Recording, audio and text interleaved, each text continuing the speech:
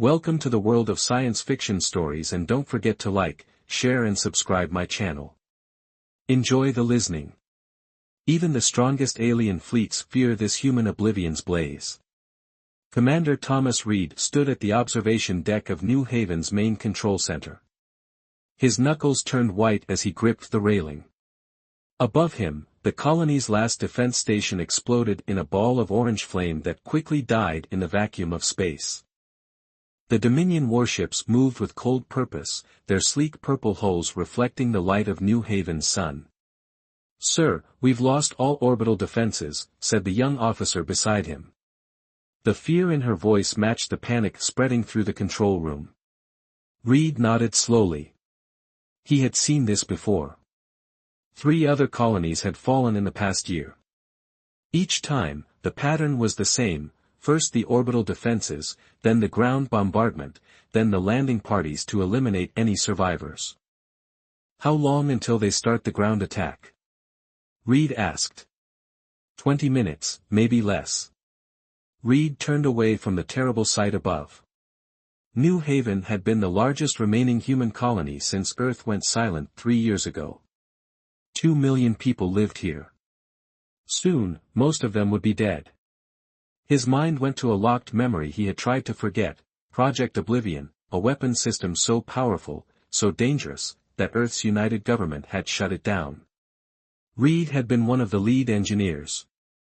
He knew what Oblivion could do. He had also hidden backup files of the research. "Get me a secure line to the research facility," Reed ordered. 10 minutes later, Reed rushed through the underground tunnels connecting the control center to the colony's research buildings. The distant boom of the first bombardment shook dust from the ceiling. He had little time. Dr. Diana Miller met him at the lab entrance. Her dark hair was tied back, and worry lines creased her forehead. "Thomas, what's happening?" she asked. "The colony is falling," Reed said. "I need your help, and I need access to the quantum lab." Diana's eyes widened. "The defense systems failed that quickly?" "They never had a chance." Reed pushed past her into the lab. "The Dominion ships are too advanced, but I know something that might help us fight back." Diana followed him. "Fight back?" "Thomas, we need to evacuate." "That's part of the plan."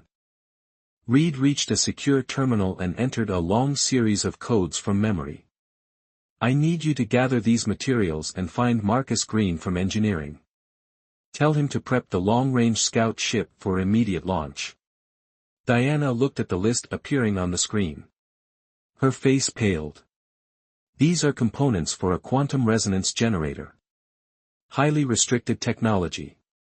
"I know." Reed's face was grim. "It's the key to Project Oblivion." "Oblivion? I thought that was just a rumor." "It's real. I helped design it before the government shut it down." Reed downloaded files to a secure drive. "It was deemed too dangerous to develop further, but right now, dangerous is exactly what we need." The building shook again, harder this time. Alarms began to sound. "They're starting the ground attack," Reed said. "We need to move fast." 2 hours later, Reed stood in the small bridge of the Defiance, an experimental scout ship designed for long-range exploration. Marcus Green, a tall man with dark skin and few words, worked furiously at the engineering station. Diana was securing the last of the materials they had salvaged from the research facility. Jack Wilson, a veteran pilot with gray at his temples, slid into the pilot's seat. "Pre-flight checks complete. We're ready to go, but the main hangar doors are locked down." Reed nodded. "Override code Alpha 7, Delta 9. Jack raised an eyebrow but entered the code. "Military override. Didn't know you had that kind of clearance." "There's a lot you don't know about me," Reed said. "Get us out of here, fast and quiet." The Defiance slipped out of the hangar as explosions lit up the colony behind them. Reed watched the screen showing New Haven burning. Guilt and rage filled him in equal measure. "Setting course away from the Dominion ships," Jack said. Where are we going? Callisto, Reed answered. Jupiter's moon. There's an abandoned research outpost there. It's where the first Oblivion prototype was built. That's a 6-month journey, even with this ship's enhanced drive, Marcus said, looking up from his station. Then we better get comfortable, Reed replied, and start planning. As the Defiance accelerated away from New Haven, a Dominion patrol ship noticed them on sensors. The alien vessel turned briefly toward them, then resumed its previous course. One of the Dominion commanders watched the small human ship escape. Should we pursue? Asked his second in command. No, the commander replied. It's just one small vessel. What harm could it do? Focus on the colony. The Defiance disappeared into the darkness of space, unaware that this simple decision would change the fate of 2 civilizations. Inside the ship, Reed gathered his small crew in the common area. 4 people, the only survivors he could gather in the chaos of the attack. I know you all have questions, he began, about why I chose you, where we're going, and what Project Oblivion is. Diana sat with her arms crossed. Start with Oblivion. If we're risking our lives for it, we deserve to know. Reed nodded. 8 years ago, I was part of a research team developing advanced weapons. We discovered a way to create a quantum resonance field that could unmake matter at the subatomic level. Unmake? Jack asked. You mean destroy? No. Destruction implies breaking something apart. This is different. Reed's face was serious. The field causes matter to simply stop existing. It creates a temporary rupture in the fabric of spacetime itself. Marcus whistled softly. That would release energy on a scale we can barely measure. Exactly why the project was shut down, Reed said. We couldn't control it. The test prototype nearly destroyed the Callisto facility. Everyone was evacuated, and the project was officially terminated. But you saved the research, Diana said. Reed nodded. I knew someday we might need it. I didn't know it would be like this. So your plan is to restart a failed superweapon project? Jack looked skeptical. With just the 4 of us? Yes. Reed's eyes burned with determination. The Dominion is hunting down and destroying every human settlement they find. Earth has fallen silent. We're on the edge of extinction. We need something that can make even the strongest alien fleet fear humans again. And you think Oblivion is that something? Marcus asked. Reed looked at each of them. I don't think it. I know it. If we can make it work, control it properly, it could be the most powerful weapon ever created. Our last hope. The small ship continued accelerating, leaving the burning colony behind. Inside, 4 humans began planning humanity's counterattack, carrying with them the spark that would eventually become the Oblivion's blaze, the weapon that would make the stars themselves tremble. 6 months passed slowly on the small ship. The Defiance approached Callisto, its engines humming quietly. Jupiter loomed large in the viewports, its swirling storms a backdrop to the scarred moon they sought. Reed stood beside Jack at the pilot station. Any signs that someone beat us here? Jack shook his head. Nothing on scanners. The outpost looks abandoned, just like you said. Good. Reed turned to where Diana and Marcus worked at their stations. Prepare for landing. We need to be quick and quiet. The Defiance touched down half a mile from the research facility. Cold methane ice crunched under their boots as the 4 humans made their way across Callisto's surface in their pressure suits. The abandoned outpost rose from the icy landscape like a ghost, its metal walls covered with frost. Reed used his old security codes to open the main airlock. Surprisingly, they still worked. Inside, emergency lights flickered on, powered by the facility's backup fusion reactor. It's still running after all these years, Marcus said, impressed. These systems were built to last. Check the reactor and get main power online, Reed ordered. Diana, help me find the Oblivion lab. They split up, their footsteps echoing in the empty halls. Reed led Diana down a series of corridors to a sealed door marked with warning symbols. This is it, he said. The heart of Project Oblivion. The lab inside was large, dominated by a circular testing chamber. Dust covered everything, but the equipment looked intact. Diana ran her hand over a control panel. I can't believe they left all this here, she said. Too dangerous to move, Reed explained. And the project was so secret that only a few people knew its location. Easier to seal it and forget it existed. They worked through the night, bringing systems back online. Marcus got the main power working, and soon the facility hummed with life again. Reed unpacked the research files he had saved years ago, uploading them to the lab's computers. In the following weeks, they settled into a routine. Reed and Diana worked on the Oblivion prototype, while Marcus reinforced the facility structure. Jack took the Defiance on short reconnaissance flights, watching for any signs of Dominion ships. One evening, as they gathered for a meal, Diana looked up from her tablet with excitement in her eyes. I think I figured it out, she said. Why the original prototype was unstable. Reed leaned forward. Tell me. The quantum resonance field was uncontained. She showed them complex equations. It's like.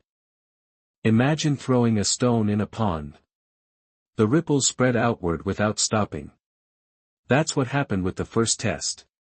Once the reaction started, it couldn't be controlled. So how do we fix it? Marcus asked. We need to create boundaries for the field, Diana explained. Like putting a wall around the pond so the ripples bounce back instead of spreading forever. Reed nodded slowly. A containment system. That could work. They spent the next 4 months rebuilding the prototype. Marcus created special alloys for the containment chamber, working day and night at the facility's foundry. Diana refined the quantum equations, running countless simulations. Reed oversaw it all, his determination never wavering. The day came for their first test. They gathered in the control room, separated from the test chamber by thick walls.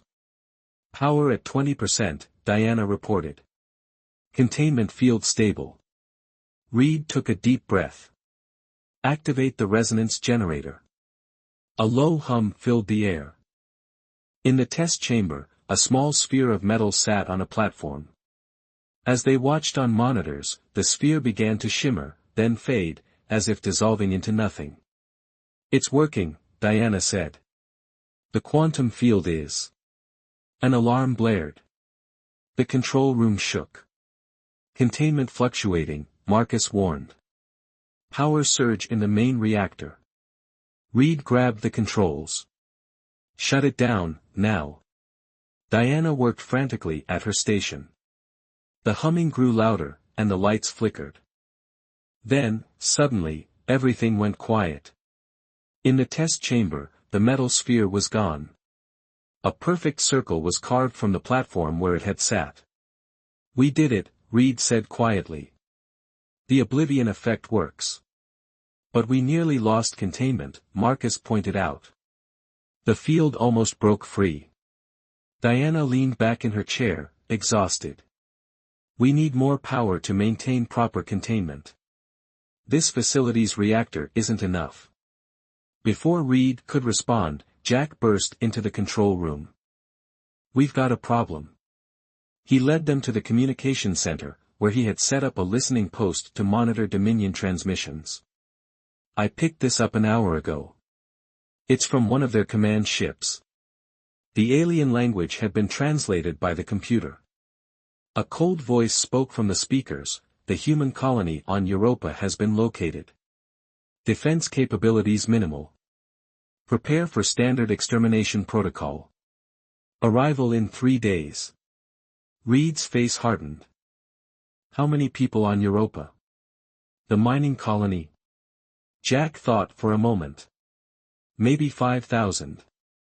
We're not ready, Diana said. The weapon isn't stable yet. Reed stared at the transmission data. We need more information. Jack, take the Defiance and do a long-range scan of the Dominion fleet heading to Europa. Don't get close enough to be detected. Jack nodded and left. 3 days later, he returned with news worse than they expected. It's not just a standard attack force, he told them as he showed them the scan results. I intercepted more communications. They're using Europa as the gathering point. 7 alien species make up the Dominion, and representatives from all of them will be there. Why? Diana asked. To celebrate, Jack's voice was bitter. They think they've won. The messages talked about humanity being nearly eliminated. They called us a potential threat that they stopped before we could evolve further. Marcus frowned. They're killing us because of what we might become. Exactly. Jack pulled up one last recording. Listen to this. An alien voice spoke clearly. The humans show remarkable adaptability and technological progression. Our scientists project that if left unchecked for another 2 centuries, they would surpass even the Beetle in capability. The preventative action was necessary. Silence fell over the room. Reed finally broke it. They fear our potential, he said. And they're right to fear it. He turned to Diana. How soon can we get the Oblivion system working? We need a larger power source and a better containment system, she replied. And a way to focus the effect into a controlled beam rather than a sphere. Marcus stood up. I have an idea for the containment. If we create a layered field with counterwaves that push against the quantum effect. Reed nodded. Get to work on it, all of you. His eyes burned with new purpose. The Dominion thinks they've broken humanity. They think we're finished. He looked at the scan showing the alien fleet. We're going to show them how wrong they are. We're going to make them fear the name Oblivion. Outside the facility, Jupiter's storms raged silently against the black sky. Inside, 4 humans worked to forge a weapon from their desperation, a weapon that would soon make the stars themselves tremble. We need a bigger ship, Reed said, looking at the holographic display of their prototype weapon. The 4 of them stood in the Callisto facility's main lab, tired but determined after months of work. Marcus nodded in agreement. The Defiance is too small to house the Oblivion system. The power requirements alone would fry its systems. Not to mention the recoil would tear it apart, Diana added. She pointed to her calculations. The quantum backlash needs a massive hull to absorb it. Jack crossed his arms. So where exactly do we find a battleship? It's not like we can just build one. Reed's face showed a hint of a smile. Actually, I might know where to find one. He brought up an old star chart. The Baldwin shipyards. It was an Earth Alliance facility hidden in the asteroid belt. They were building a Dreadnought-class ship there when the war funding was cut. That was years ago, Diana said. If it exists, the Dominion would have found it by now. Reed shook his head. The shipyard was built inside a hollowed-out asteroid, designed to be invisible to sensors. Only top military officials knew its location. He tapped his head. And I memorized the coordinates before Earth fell. 1 week later, the Defiance drifted silently through the asteroid belt. Jack guided the ship with expert precision, avoiding the larger rocks that tumbled through space. We're approaching the coordinates, he said, but I don't see anything special. It's there, Reed assured him. He reached over and entered a code sequence into the communication system. This should trigger the recognition beacon. For a moment, nothing happened. Then a weak signal pulsed back. Jack adjusted course toward it, and they soon approached what looked like an ordinary large asteroid. I still don't see a shipyard, Marcus said. Reed pointed to a particular spot on the dark rock. There, see that flat area? It's a hangar door. As the Defiance drew closer, the flat area suddenly lit up with guide lights, previously invisible. A massive door began to slide open in the asteroid surface. "I'll be damned," Jack whispered. They guided the ship inside. The hangar was enormous, large enough to hold dozens of vessels. But it was the object floating in the center of the facility that drew their attention. "Is that," Diana began. "The Phoenix," Reed finished for her. "Earth's would-be flagship." The ship was massive, at least a kilometer in length. Its hull was only partially complete, with some sections still showing the skeletal framework, but the main body was intact. Its sleek lines promised both power and speed. "It was never finished," Reed explained as they docked at the shipyard's control center. "Budget cuts and politics. They mothballed the whole project." Over the next days, they explored the shipyard and the unfinished dreadnought. The facility's automated systems still functioned, powered by fusion reactors built into the asteroid itself. Maintenance robots moved along the ship's hull, following their endless programming to prevent decay. "The main systems are intact," Marcus reported after examining the Phoenix's engine room. "The drive cores were installed but never powered up.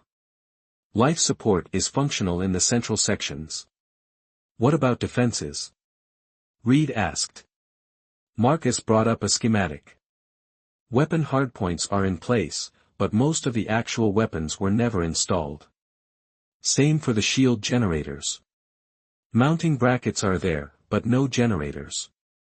We can work with this," Reed decided. "We'll focus on finishing the essential systems and integrating the Oblivion weapon." For 8 months, they worked to transform the incomplete dreadnought into a functional warship. Marcus focused on the engines and power systems, bringing the massive fusion reactors online.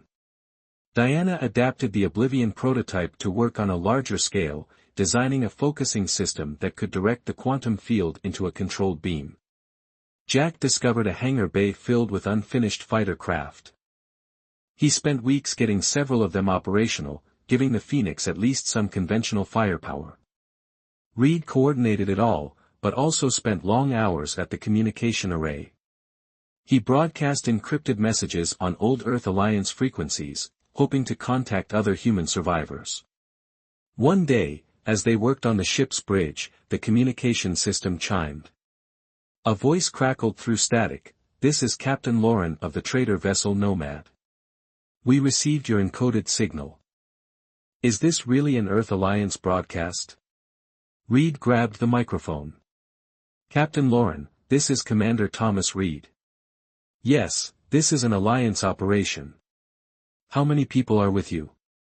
37 civilians.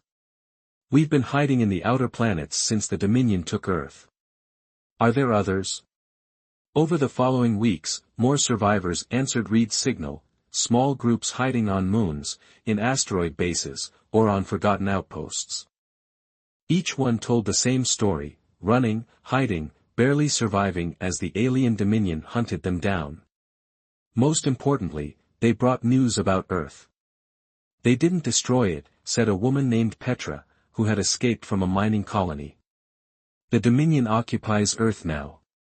They're using humans as labor. My brother works in what used to be the North American sector. He smuggled me out on a supply ship." Reed gathered his core team after speaking with her. "Earth is still there. Our people are still alive, but enslaved. Which means we have even more reason to make this work," Jack said grimly. Reed brought up a hologram of the Oblivion weapon, now taking shape in the Phoenix's central chamber. "How close are we?" "The focusing system is operational," Diana reported. "We can direct the quantum field through the main emitter, but there's still the problem of the backlash." Marcus nodded. "Every time we test it, the energy feedback spikes through the ship's systems. In a real combat situation, it could fry everything." "I've been working on that," Diana said. She showed them new schematics, a secondary containment field around the ship itself. It would activate for just the microseconds when the weapon fires, absorbing the backlash. "Can you build it?" Reed asked. With help, Diana looked at Marcus. We'll need to modify the shield generators we've installed. As they continued their work, more survivors arrived at the shipyard, engineers, technicians, former military personnel, all answering Reed's call. The Phoenix began to come alive, its halls filling with the sounds of people working, talking, hoping again. Reed stood on the observation deck one evening, watching as a small team installed the final components of the main weapon emitter on the ship's bow. The Oblivion system was nearly complete. Diana joined him. The shield modifications are done. We can test the full system tomorrow. Reed nodded. And none too soon. He handed her a data pad. We just intercepted this Dominion transmission.